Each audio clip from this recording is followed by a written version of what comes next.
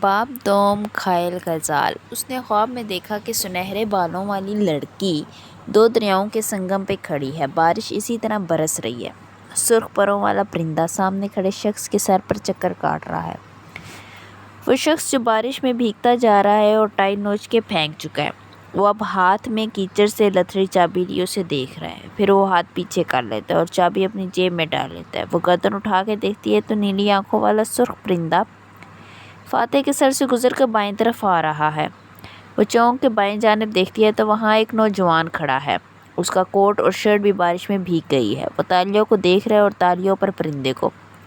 پرندہ فضا میں چند لمحے نوجوان کے سر کے اوپر ٹھہرتا ہے، پھر تالیہ کی طرف آتا ہے، تالیہ کے سر کے اوپر۔ وہ گردن پوری اٹھا کے آسمان کو دیکھتی ہے۔ ہما اس کے سر سے کئی فٹ اوپر اپنے پر پھیلائے گزر جاتا ہے۔ اس کے سر کے اوپر سے، عین اوپر سے، میرے ساتھ رہو، تمہیں میری ضرورت ہے اور مجھے تمہاری۔ وہ آواز پہ چونکتی ہے۔ سامنے کھڑا بارش میں بھیگتا فاتح اسے پکار رہا ہے۔ وہ بدک کے پیچھے ہٹتی ہے، مڑتی ہے اور توڑنے لگتی ہے۔ پھر ایک پھندا سا اس کے ٹخنے میں جا پڑتا ہے، رسی کا پھندا۔ تالیہ رپٹ کے گرتی ہے، اس کے لباس اور چہرے پہ کیچڑ لگ جاتا ہے۔ ہتھیلیوں کے بل اٹھتے ہوئے مڑتی ہے تو ایک دوسرا پھندا اس کی گردن میں آ پڑتا ہے۔ بدقت کھڑی ہوتی ہے۔ اپنی جگہ کھڑے فاتح کی گردن میں بھی ایسا ہی پھندا ہے۔ وہ ہراساں نظروں سے بائیں جانب دیکھتی ہے تو نوجوان گھٹنوں کے بل گرا پڑا ہے اور اس کی گردن میں بھی رسی کسی ہوئی ہے۔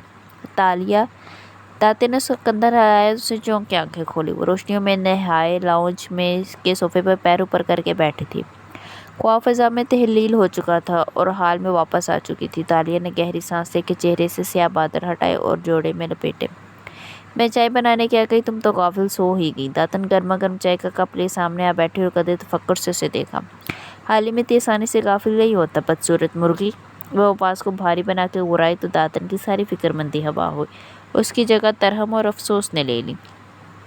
ایک تحقیق کے مطابق کسی سیلیبریٹی کو حقیقت میں دیکھ لینے کے 24 گھنٹے بعد تک دماغ معاف رہتا ہے اور انسان بغیر دماغ کے گھومتا پھرتا ہے۔ اس لیے خیر ہے بچے، میں تمہارا درد سمجھ سکتی ہوں۔ اس نے بھاری ہاتھ سے تالیہ کے کندھے کو تھپکا تو تالیہ کے ماتھے پر بال پڑے۔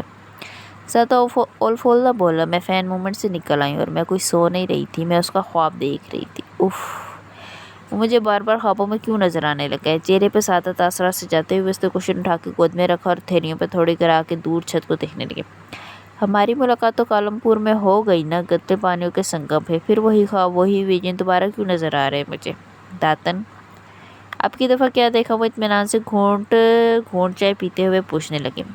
آج تو وہ ہما میرے سر پہ بھی تھا، پھر کسی نے میری گردن میں پھندا ڈال دیا۔ مجھے لگتا ہے میں پہلے وزیر اعظم بنوں گی، پھر پھانسی چڑھوں گی۔ اوہو، داتن نے کثیری شکل بنا کے اسے دیکھا۔ کیا فضول بولے جاتی ہو، عقل سے کام لو۔ عقل، دماغ اور دل سب ساتھ چھوڑ گئے میرا داتن پدوکا۔ اس نے پھر سے چھت کو دیکھتے ہوئے آ بھر کے کہا۔ میں نے فاتح رامیزو کو اصل میں دیکھ لیا۔ میں نے اسے جوس پیش کیا۔ اس نے گلاس اٹھاتے ہوئے میری طرف دیکھا، وہ مسکرایا اور نرمی سے بولا، شکریہ تالیہ، تم بہت اچھی ہو۔ داتن کی آنکھیں حیرت سے پھٹ گئی۔ اس نے واقعی تمہیں یہ کہا ہے؟ ہاں، وہ تو پہلی ہی ملاقات میں مجھ سے متاثر ہو گیا تھا۔ وہ ڈرائی سے کندھے کڑا کے بولی۔ داتن نے ستائش سے ابرو چکائے۔ خیر اب بتاؤ، اس کے گھر پہ چوری کیسے کرنی ہے، کیا پلان ہے؟ حالم کے پاس ہمیشہ پلانس ہوتے ہیں۔ پلان نہیں، پلانس۔ وہ زور دے کے بولی، پلان اے، بی اور سی۔ اگر اے فیل ہو جائے تو سی پہ آ جائیں گے، تو وہ کام نہ کرے تو ڈی سوچ لوں گی، اور بی بیچارہ کیوں نہیں؟ تالیہ کے پلان سے تالیہ کی مرضی۔ وہ کندھے جھکا کے بے نیازی سے بولی اور پھر سے صوفے کی پشت سے ٹکا کر خلا میں دیکھنے لگی۔ 50 کا ہونے والا ہے مگر کتنا ینگ لگتا ہے۔ جب وہ مسکراتا ہے تو اس کا ڈمپل بڑھتا ہے۔ تم نے کبھی نوٹ کیا؟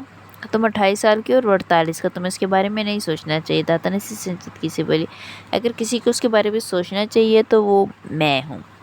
تالیہ کو جیسے کرنٹ لگا، بلبلا کے اس نے گردن موڑی اور موٹی کالی عورت کو سر سے پیر تک دیکھا۔ ہاں، آخر وہ میری عمر کے قریب قریب ہے۔ داتن اب کے سادگی سے مسکرائی۔ تالیہ نے غصے سے ہونٹ پی لیا۔ اور وہ تمہیں کیوں پسند کرے گا؟ کیونکہ عشق اندھا ہوتا ہے۔ اندھا ضرور ہوتا ہے مگر کلر بلائنڈ نہیں، وہ جل کے بولی تو داتن نے ساتھ رکھا کشن اٹھایا اور کھینچ کے اسے دے مارا۔ اس نے دونوں بازو آگے کا لیے تو وہ ان سے ٹکرا کے نیچے گر گیا۔ خیر، داتن نے خفگی سے چائے کا گھونٹ بھرا، اشارے چکائے۔ ماڈرن سائنس نے گورا ہونے کے لیے انجیکشن بنا لیے ہیں، پتلے ہونے کے لیے پھر بھی نہیں بنائے۔ وہ آپ کی مسکراہٹ دبا کے بولی۔ داتن نے ہاتھ جلا کے جیسے اس کی بات ہوا میں اڑائی۔ زیادہ خواب مت دیکھو اس کے، وہ تمہارے باپ کی عمر کا ہے۔ ارے ہاں، وہ ٹھہری، آنکھیں چمکی۔ اس کی بیٹی آریانہ بھی تو کھوئی تھی نا؟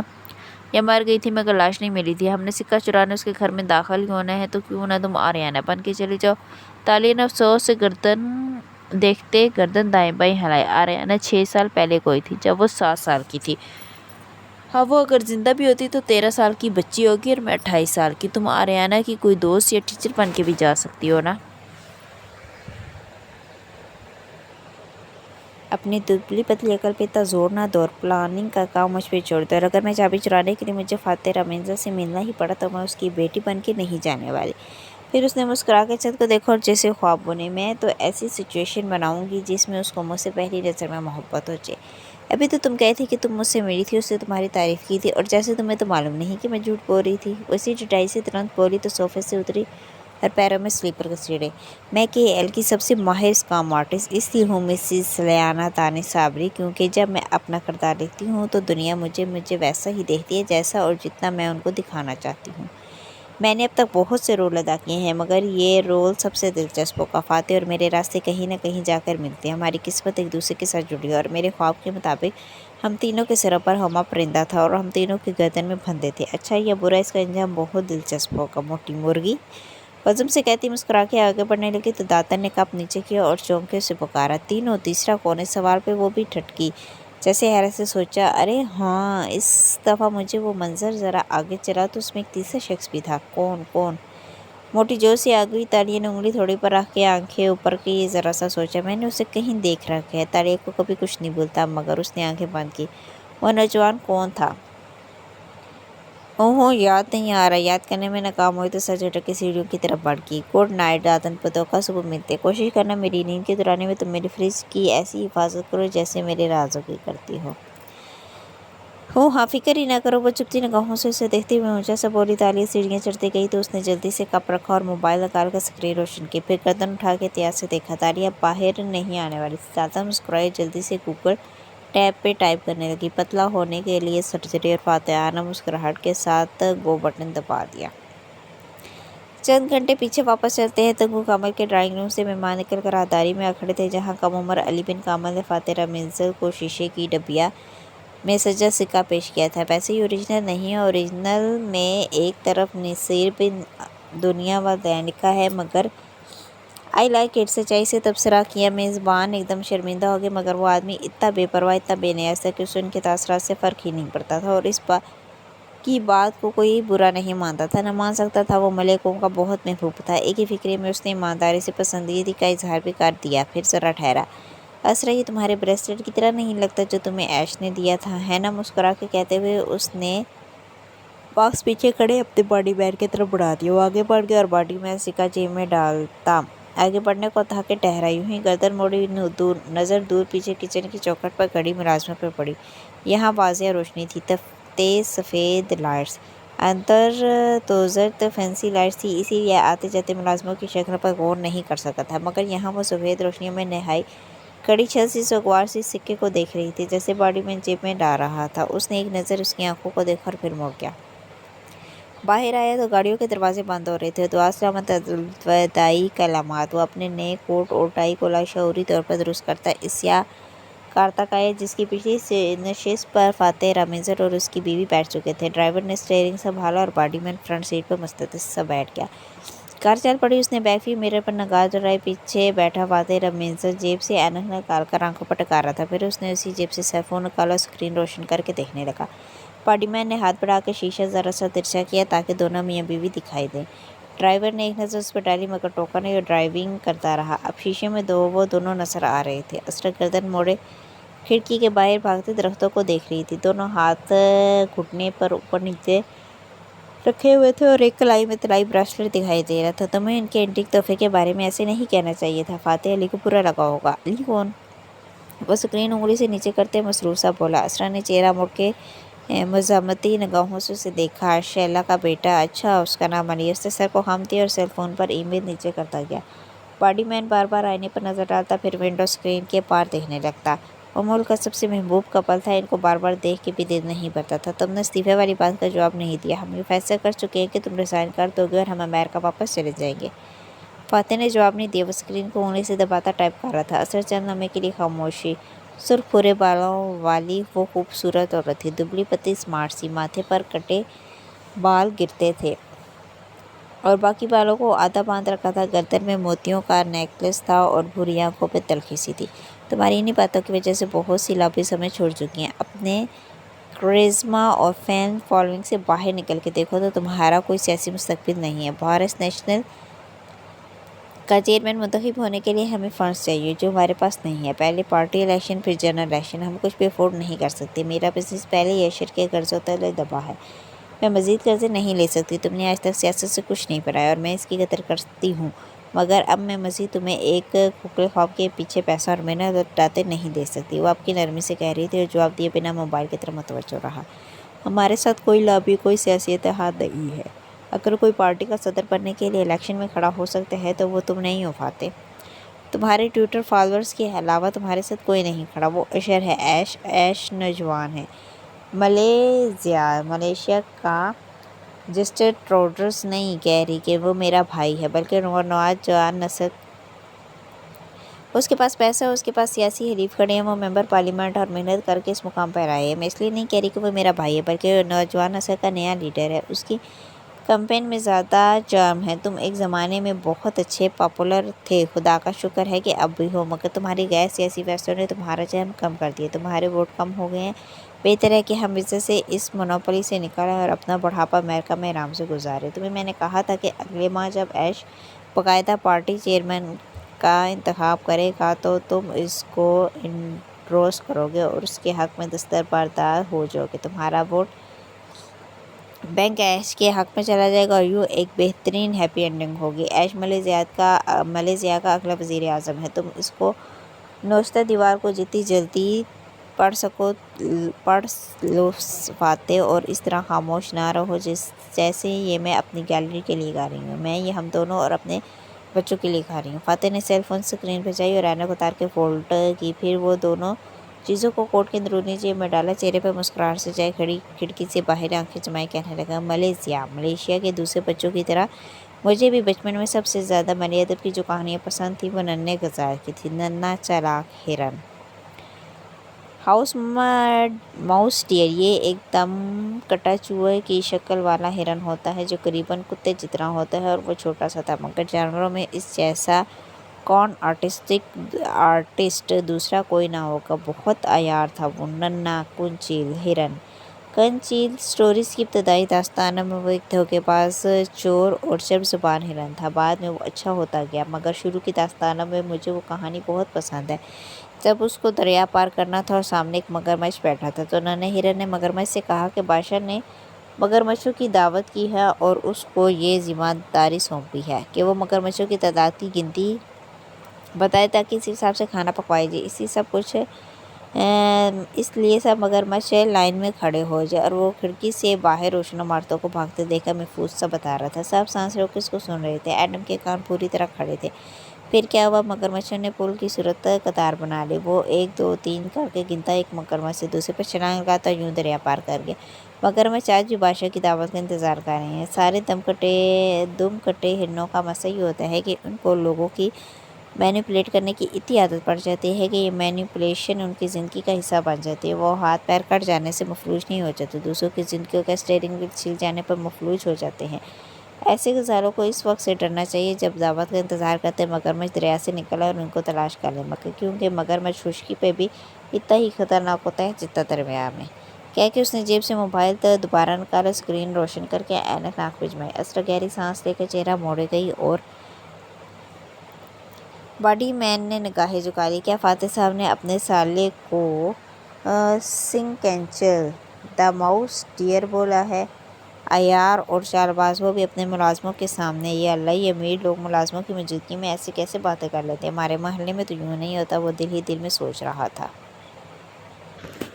کار سگنل پر رکی تو ایڈم نے دیکھا کہ ایک طرف سے چند بچے بینرز اٹھائے چلے آ رہے ہیں، شاید کوئی واک وغیرہ تھی جس کا اختتام ہو چکا تھا۔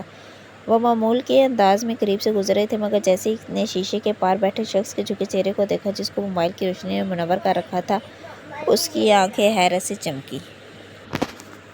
وہ فوراً پلٹا اور اپنے گروہ کو خوشی اور جوش سے چیخ کر پکارا، فاتح رام عزت کی کار جلدی ہو! سگنل ابھی سوچ تھا، بچے اکٹھے ہونے لگے، ہنسی مسکراہٹوں کے ساتھ एक दूसरे को टहोके देते हुए एक ने ड्राइवर की खिड़की के करीब आकर अपना मोबाइल दिखा के कुछ कहा तो बॉडीमैन ने गर्दन मोड़ी। सर, बच्चे शायद तस्वीर बनवाना चाहते हैं या हाथ मिलाना चाहते हैं। Don't be over efficient Adam, ये बच्चे हैं, वोटर्स नहीं। ऐसा तलखी से बोझी बॉडीमैन ने हफ्फा से सर हिलाया और बच्चों को दूर हटने का इशारा किया। नन्हे चेहरों की जोत बुझ गई और वो पीछे हटे। सिग्नल हरा हो गया और कार आगे चल पड़ी। इसी पर फातिह ने मोबाइल से नजरें उठाए, फ्रंट सीट पर बैठे बॉडीमैन को देखा। और तुम कौन हो? वो बच्चों को नजरअंदाज कर गया था। उसने जल्दी से गर्दन मोड़ी और ताबेदारी से कहने लगा, सर मैं एडम बिन मोहम्मद हूँ, आपका बॉडीमैन। और अब्दुल्ला 11 दिन की छुट्टी पे गया है तो उसने अपने मोहल्ले के लड़कियों को काम के लिए भेज दिया। मुझे इसकी शक्ल पर तरस आ गया था, इसीलिए इसे काम पर रख लिया। एडम नाम है इसका, सर बेजारी से बताने लगे। आते वक्त ये दूसरी कार में था। मैंने कहा अब आया है तो काम तो पूरा करे। मलेशिया में आदम नाम को एडम रखा जाता है और बुलाया जाता है, ये मुसलमानों में आम है। सिग्नल खुल गया और ड्राइवर ने कार आगे बढ़ा दी। फातिह ने फिर से मोबाइल देखते हुए भारी रफ्तार आवाज़ में पूछा, क्या करते हो एडम? एडम का चेहरा इतनी तवज्जो पर तमतमाने लगा। सर मैं फ़ौज में था मगर सेहत की वाजबी मसले पर वहाँ से फारिग हो गया। फिर 2-3 जगह अप्लाई किया मगर नौकरी नहीं मिली। वालिद साहब एक दुकान पर सेल्समैन हैं, इनके साथ भी काम किया। एक सिक्योरिटी फर्म से प्राइवेट बॉडीगार्ड की तरबियत भी ली है। अब अब्दुल्ला की जगह 11 दिन के लिए आया हूँ। और तुम क्या बॉडीगार्ड वाला लिबास पहन कर आ गए हो? असलम ने पीछे से बरहमी से टोका, तुम फातिह साहब के बॉडीगार्ड नहीं बॉडीमैन हो और इन दोनों में बहुत फ़र्क होता है। आइंदा ना देखूं मैं ये सूट और टाई और ये पिस्तौल। इसका लाइसेंस है? डैश बोर्ड की तरफ इशारा किया। जी मैम, मुझे लगा मुझे बॉडीगार्ड बनना है। वो शर्मिंदा हो गया। खैर ठीक है, गन साथ लेकर घूम सकती है मगर हुलिया दुरुस्त करके आना कर। वरना होश से कहती बात ख़त्म करके खिड़की से बाहर देखने लगी। फातिह ने मोबाइल वापस जेब में डाला और ऐनक उतारते हुए से मुखातिब किया, वोट किसको डाला था तुमने एडम? एडम ने गर्दन मोड़कर उसको देखा और लम्हे भर कर चुप रह गया। पीने नकोश साफ रंगत का वो एक आम सा मले नौजवान था और सूट टाई उस पर बहुत नए और ऊपर ऊपरे लग रहे थे, जैसे मांग के पहने हों। किसी को नहीं सर, मुझे सियासत में दिलचस्पी नहीं है। फातिह ने बेख्तियार दोनों अबरू उठाए, ताज्जुब से देखा। तुम्हें मालूम है एडम के सिमोर के लिए सबसे खतरनाक आदमी कौन होता है? करप्ट हुक्मरान, उसने गड़बड़ा के कहा। हाँ, मगर इससे भी ज़्यादा सियासी जाहिल ख़तरनाक होता है। वो इस पर नज़रें जमाए भारी आवाज़ में अफसोस से कह रहा था। वो सियासी जाहिल जो सीना तान के कहता है कि उसे सियासत से दिलचस्पी नहीं, बल्कि उसे तो सियासत से नफरत है। ऐसा आदमी ना कुछ देखता है, ना सुनता है, ना करता है। उसको ये मालूम नहीं होता कि सियासत पॉलिटिक्स बनाने का नाम है, पॉलिसीज़ बनाने का नाम है। और आटे, दाल, चावल और दवा और मोबाइल क्रेडिट की कीमत से लेकर हर चीज़ का तयन सियासतदान करते हैं। और अगर सियासी जाहिल अपनी राय नहीं रखेगा, सियासत में वोट और सपोर्ट के ज़रिए हिस्सा नहीं लेगा, तो वो करप्ट हुक्मरानों को मजबूत करेगा और सड़कों पर बेहाल फिरते लोगों, चोर, डाकुओं और गरीबों सब का ज़िम्मेदार वो होगा। मुझे ज़्यादा खुशी होती है एडम अगर तुम कहते कि तुमने मेरे मुखालिफ को वोट डाला था, क्योंकि तब मुझे लगता है कि मैं एक सियासी फौंदे से बात कर रहा हूँ जिसकी कोई सोच है, भले मुझसे मुख्तलिफ हो मगर कोई नज़रिया, कोई राय कुछ तो है उसके पास। ये इंसान की आज़ाद राय होती है जो हम एक दूसरे से मुख्तलिफ करती है, वरना हम में और भेड़ बकरी में क्या फ़र्क है? आखिर में कंदिश करके वो खिड़की से बाहर देखने लगा। एडम पे तो घड़ों पानी पड़ गया। उसने चेहरा बिल्कुल झुका दिया। दोनों मियाँ बीवी को घर उतार कर वो कार से निकला और छुट्टी लेकर बाहर आ गया। आधे घंटे की बस की खुआरी के बाद वो अपने घर के बाहर खड़ा था। एक मंजिला छोटा सा घर जिसकी छत मखरूती थी और दीवारें लकड़ी की थी। खिड़कियाँ इस पहर भी रोशन थी। ज़रूर इसकी माँ जाग रही थी। वह एहतियात से दरवाज़ा खोल के अंदर आया और कोट उतार के स्टैंड पर टांगा। फिर पलटा तो देखा कि किचन के दरवाजे पर वैसे ही चीनी नकुश वाली औरत खड़ी थी। एडम, तुम आगे खाना लाऊं? खिड़की की राहदारी में सदाबहार फूलों की महक फैली थी। घर में जा बजा छोटे बर्तन, टीन डब्बों और बोतलों में पौधे और बेलें लगी थी। भूख नहीं है माँ? वो बददिली से सर झुकाए कहता आगे बढ़ गया।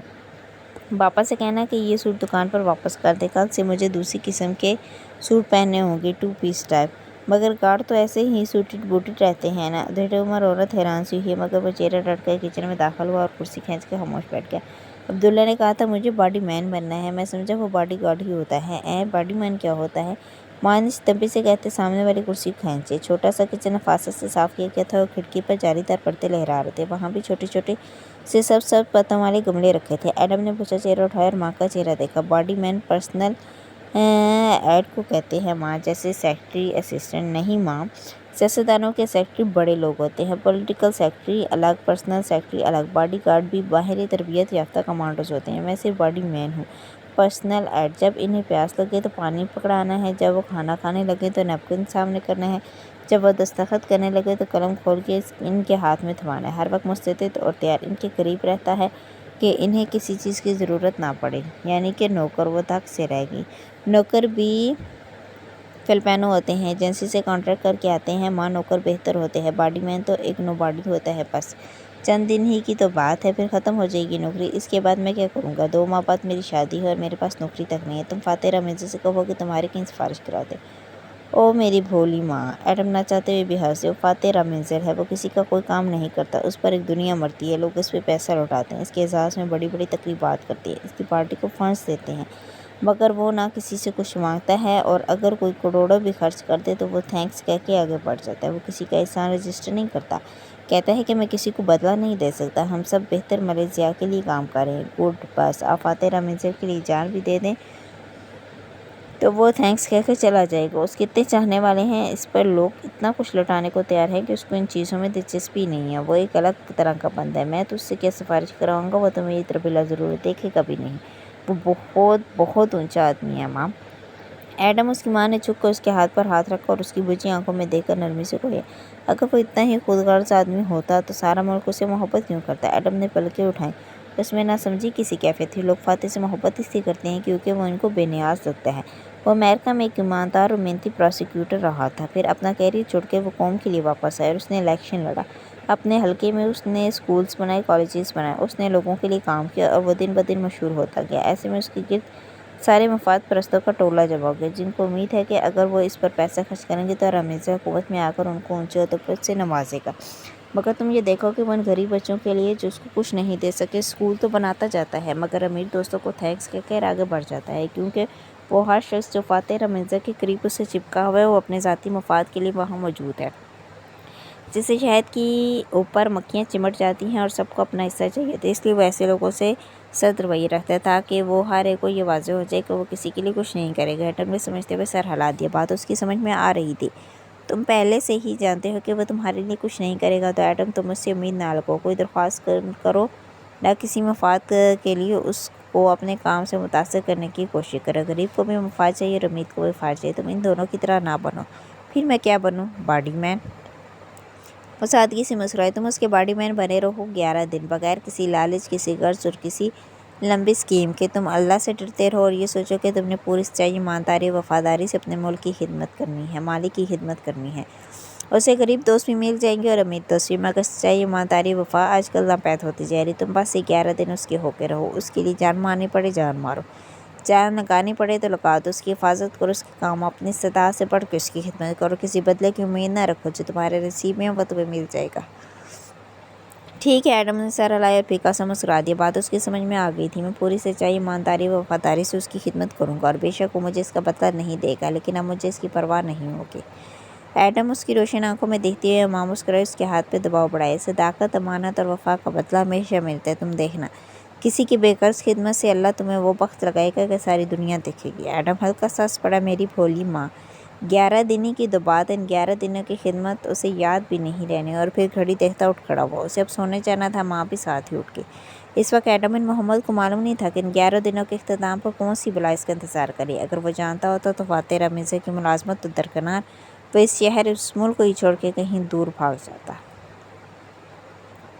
اگلی صبح منہ اندھیرا جب بارش شروع ہوئی تو سورج نکلنے تک کے ایل بھیگتا ہی رہا۔ کے ایل میں ہر دوسرے تیسرے روز بارش ہو جاتی تھی۔ اگر 4-5 دن خشک گزر جائیں تو مسجدوں میں بارش کے لیے دعا کروائی جاتی تھی۔ ملیشیا ایک مسلمان ملک تھا، یہاں 60% ملے قوم بستی تھی، جس کی رنگت قدمی اور نقوش پھینے سے تھے۔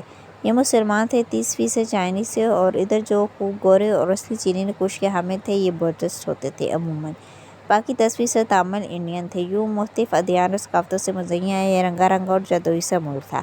مسلم اکثریت کے باعث یہاں اسلام کا رنگ نمایاں نظر آتا ہے۔ مسلم عورتیں قابل اعتراض لباس میں نہیں پھرتی، اگر مغربی لباس زیب تن کرتی تو بھی پورا کرتی، ورنہ عموماً ملے طرز کا لباس پہنتے جو کھلی سی اسکرٹ اور گھٹنوں تک آتی قمیص پر مشتمل ہوتا تھا۔ خواتین کی ایک بڑی تعداد تدین حجاب اوڑھتی تھی اور وہاں مڈل کلاس میں سر ڈھکنا پسند کیا جاتا تھا۔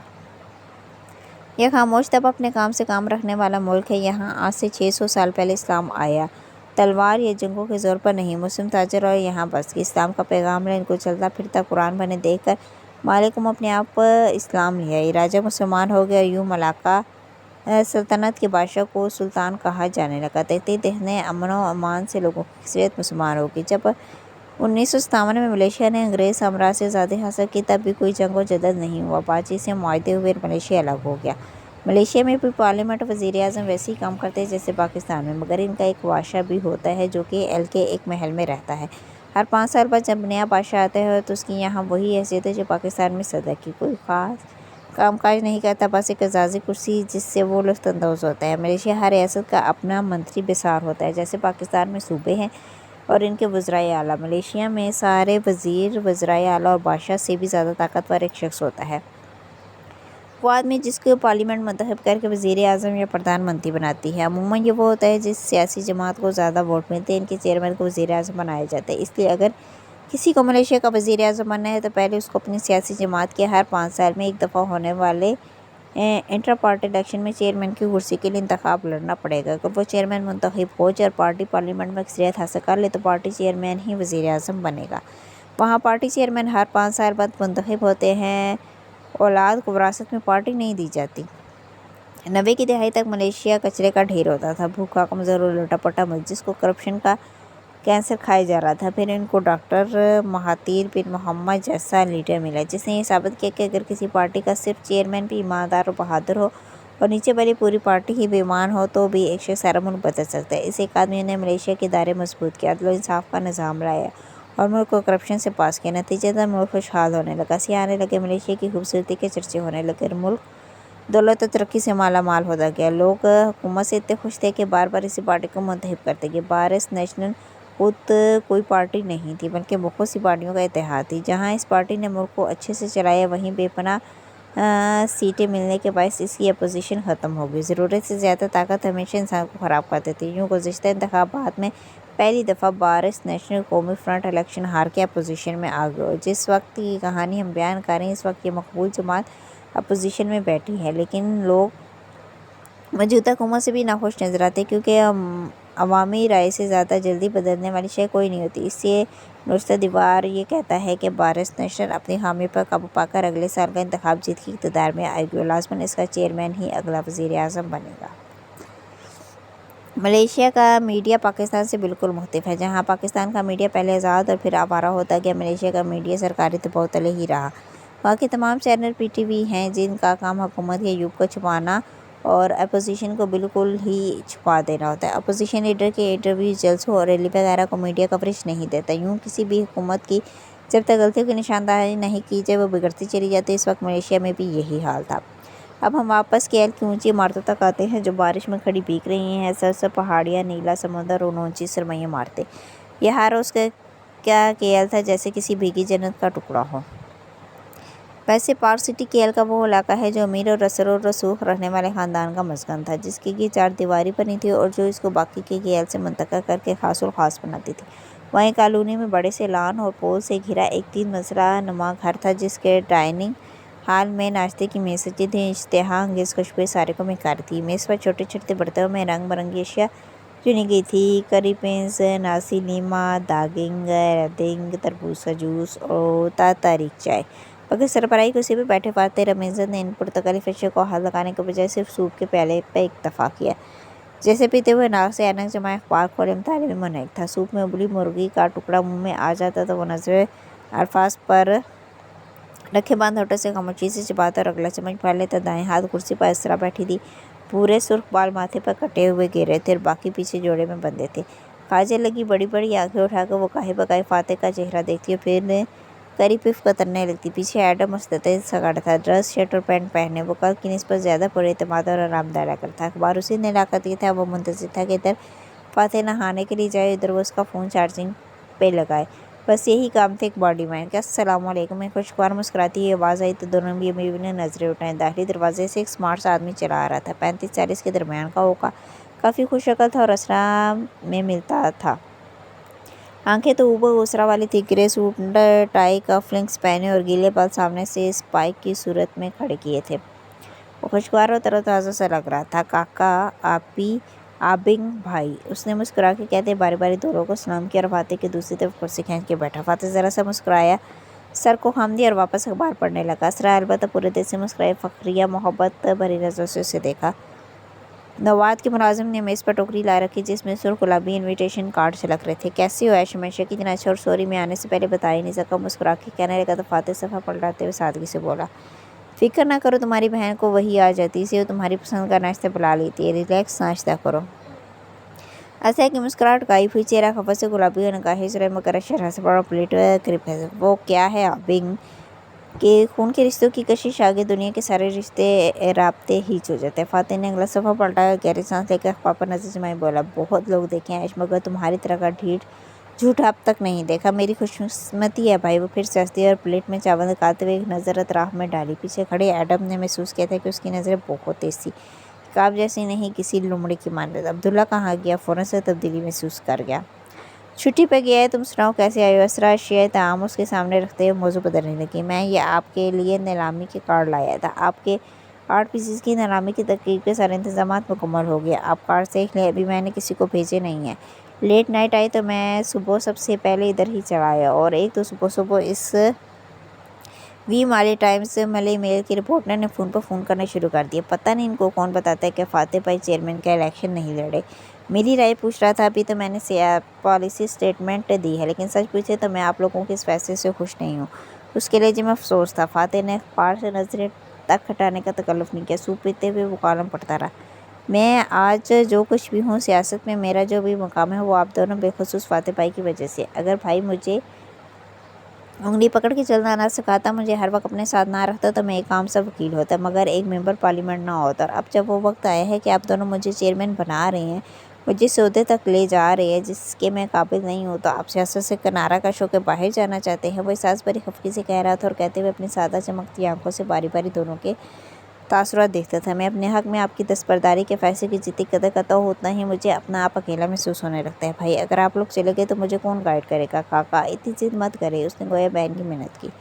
میں پولیٹیکل وائف پوسٹ کر کر کے تھک چکی ہوں عائش، ہمارے پاس اس مہنگے شو کو جاری رکھنے کے لیے کوئی فنڈ نہیں ہے، آریانہ کے بعد تو میرا کسی چیز میں دل نہیں لگتا، میں بس واپس جانا چاہتی ہوں، ظاہر ہے فاتح کو اپنی فیملی بہت عزیز ہے، بیوی بچوں سے الگ تو وہ نہیں رہ سکتا۔ عائشہ نے ہنستا کری پف کا ٹکڑا منہ میں ڈالا اور اسے چباتے ہوئے پرسوچ نظر سے فاتح کو دیکھا، آدمی کو آپ جیسا جمہوری بھی نہیں ہونا چاہیے، میرے حق میں دستبرداری کی میں بہت قدر کرتا ہوں، مگر یوں ملک چھوڑ کے تمہیں کس نے کہا کہ میں دستبردار ہو رہا ہوں؟ عائش، اس نے اینک اتارتے ہوئے اور اخبار چہرے کے سامنے سے ہٹاتے ہوئے ٹھنڈی نظروں سے عائش کو دیکھ کے کہا، تو لمحے بھر کو نوجوان سیاستدان کی رنگت اٹھی، مگر وہ سنبھل کے مسکرایا، آپ کا جو بھی فیصلہ ہوگا میں اس میں آپ کے ساتھ ہوں گا آبنگ، جیسے آپ نے مجھے اکیلا نہیں چھوڑا میں بھی نہیں چھوڑوں گا، اب میرے آئیڈیل ہیں، کبھی مت بھولیے گا، تھینک یو۔ اخبار طے کر کے کرسی دھکیلتا دروازے کی طرف بڑھ گیا، ایڈم نے جلدی سے اس کا سیل اٹھایا اور فاتح کے پیچھے لپکا، ذہن میں مسلسل ماں کی باتیں گونجنے لگی تھی، اسے ان باتوں کی تہ در تہ معنی اب سمجھ میں آنے لگے تھے۔ ڈرائنگ روم خالی ہوا تو اشر آگے کو جھکا اور فکرمندی سے بہن کو دیکھا، آپ نے کہا تھا کہ بھائی مان گیا ہے؟ ڈرائنگ روم خالی ہوا تو اشر آگے کو جھکا اور فکرمندی سے بہن کو دیکھا، آپ نے کہا تھا کہ بھائی مان گئے ہیں؟ عائش، اشرا نے اس کا ہاتھ دبایا، اس کی آنکھوں میں دیکھتے ہوئے بولی، میں نے تم سے وعدہ کیا تھا کہ اگلے وزیر اعظم تم بنو گے تو تم ہی بنوں گے، میں فاتح کو مزید سیاست میں خود کو تباہ کرتے نہیں دے سکتی، اس سیاسی کیمپین کے دوران آریانہ کو کھویا تھا ہم نے، فاتح کے پاس صرف خواب ہیں، پیسے نہیں، میں اسے مزید اپنا اور میرا پیسہ سیاست میں نہیں جھونکنے دوں گی، مگر میں برا فیل کر رہا ہوں، بھائی مجھ سے خفا ہے۔ وہ تم سے خفا نہیں ہے، اسرا نے ٹوکری سے ایک کارڈ نکالتے ہوئے ہاتھ جلا کے اس کی وہمی کو رد کیا، وہ خود سے خفا ہے، وہ ناکام ہو چکا اور اس ناکامی کا اعتراف کرنا نہیں چاہتا، ویسے تمہیں اس کو ملک چھوڑنے کا نہیں کہنا چاہیے تھا، ملیشیا ان کے خون کا حصہ ہے، وہ جانچتی پرکھتی نظروں سے بہن کو دیکھتے ہوئے بظاہر سادگی سے بول رہا تھا، میں اس سے کم پہ راضی نہیں ہو سکتی، سوری۔ پھر کارڈ کھولا تو اس کی بھوری آنکھوں میں ستائش ابھری، بہت خوبصورت کارڈ ہے، تھینک یو عائش، تم نے میرے کہے بغیر سارا انتظام اپنے سر لے لیا۔ کیسی باتیں کرتی ہو کاکا، تمہیں باہر سیٹل ہونے کے لیے یہ رقم چاہیے تھی، اتنے سالوں سے اتنی بڑی آرٹ گیلری کی مالک رہی ہو، ابھی سارے آرٹ کو فروخت کرنے لگی ہو، تو اونے پونے داموں تو نہیں بیچنے دوں گا نا اس سب کو، ایک دنیا شریک ہوگی اس میں، زبردست، نیلامی کی رقم کا 1/4 چیریٹی میں جائے گا اور اس چیز کو بنیاد بنا کر ہم اس کو تشہیر کریں گے، وہ جو اسے بتا رہی تھی پھر جیسے یاد آئی، جمعرات کی سہ پہر وہ کویتی امیر میری گیلری آئیں گے، کون سے کویتی؟ تم اور فاتح ایک جیسے ہو، بار بار بھول جاتے ہیں، میں نے بتایا تھا نا کہ ایک کویتی امیر ہمیں نیلامی کے لیے ایک نادر پینٹنگ کا عطیہ دے رہے ہیں، سپائم کی پینٹنگ گھائل غزال، زخمی ہرن، وہ ایک مشہور آرٹ کلیکٹر ہے اور جس وقت وہ گیلری آئی تھی تمہیں وہاں ہونا ہے لازمی۔ سیاستدانوں کی بیویوں کو لوگ عطیہ صرف سیاستدان سے تعلقات بنانے کے لیے دیتے ہیں، ان کا کوئی کام وغیرہ کر دیتا۔ فاتح سے تو مجھے امید نہیں، وہ بے رخی سے کہہ کے کارڈ کو دیکھ رہی تھی۔ شیور مگر پینٹنگ کو کسی ایکسپرٹ سے چیک ضرور کروانا، نقلی نہ نکلے۔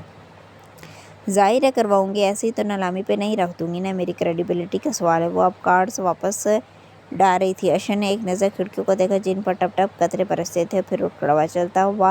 چلتا ہوں کاکا، آج بہت کام ہے۔ اسرا نے چہرہ اٹھا کے محبت بھری نظر سے اشر کو دیکھا۔ تم شادی کر لو اشر۔ شادی؟ اس نے بھویں کٹھی کی جیسے اچانک کسی کا پر حیرت ہوئی۔ ہاں ایش، کسی اعلیٰ خاندان کی خوبصورت لڑکی سے شادی کر لو۔ ملیشیا کے لوگوں کو کیا اچھا لگتا ہے؟ ان کے لیڈر کی ایک مثالی خوبصورت بیوی اور 2 بچے اور پرفیکٹ فیملی۔ تمہاری ریٹنگز بھی اوپر جائیں گی اور شہرت بھی بڑھے گی۔